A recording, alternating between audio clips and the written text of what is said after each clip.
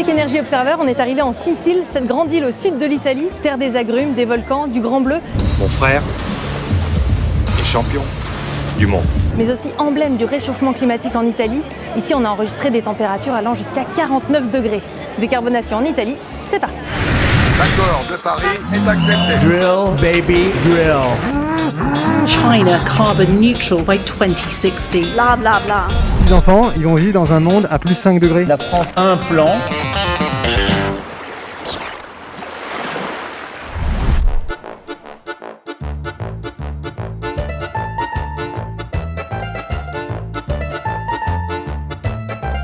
Quand on parle cuisine, foot ou cinéma, l'Italie fait partie des meilleurs.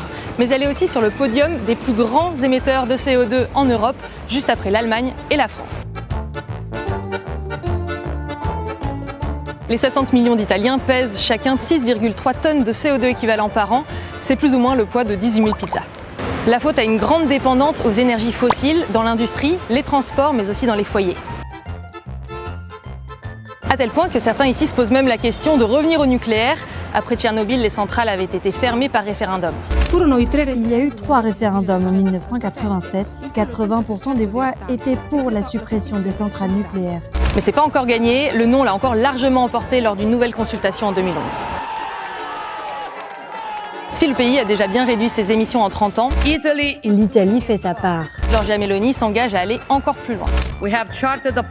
Nous avons mis au point un plan pour être neutre en carbone d'ici 2050 et pour réduire nos émissions de CO2 d'au moins 55% d'ici 2030. Alors pour savoir si l'Italie est vraiment sur la bonne voie, on a rendez-vous à Palerme avec Mario Pagliaro. Il est chercheur en chimie et énergie. Il y a quelques années, il a imaginé une feuille de route pour une transition énergétique bas carbone. Ciao Mario. Bonjour Mario. Bonjour Agathe, ça va? Bienvenue à Palerme. Ici, on a la meilleure vue sur la ville.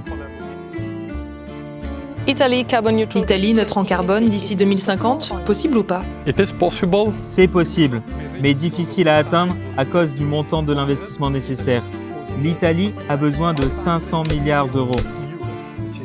C'est colossal. Donc on aura du mal, mais un objectif peut jouer un rôle d'accélérateur. Donc vous êtes plutôt optimiste? Oui, très optimiste. L'Italie se débrouille bien.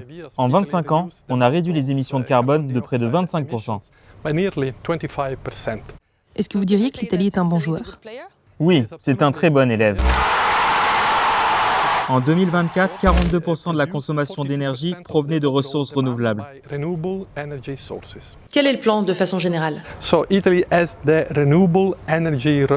L'Italie est dotée en énergie renouvelable. On n'a pas d'énergie fossile, mais on a le soleil, le vent, surtout dans le sud, et dans les Alpes, nous avons de très nombreuses installations hydroélectriques.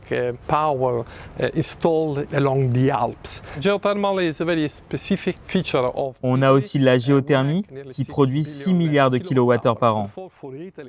Donc, pour l'Italie, c'est très facile d'aller vers les énergies renouvelables. Et pour le soleil, le vent, il n'y a pas besoin de payer. Mais passer au renouvelable n'est pas la seule solution pour décarboner, n'est-ce pas? On a aussi besoin de plus d'efficacité de la part de nos appareils électriques pour consommer moins, comme les machines à laver, les réfrigérateurs, mais aussi les voitures.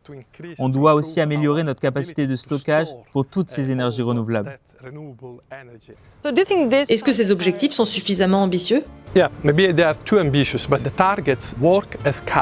Peut-être qu'ils sont trop ambitieux, mais les objectifs sont des catalyseurs, des guides pour pousser les familles, les entreprises et les communautés locales à agir. Ça prendra peut-être 50 ans, mais on peut le faire et on va le faire.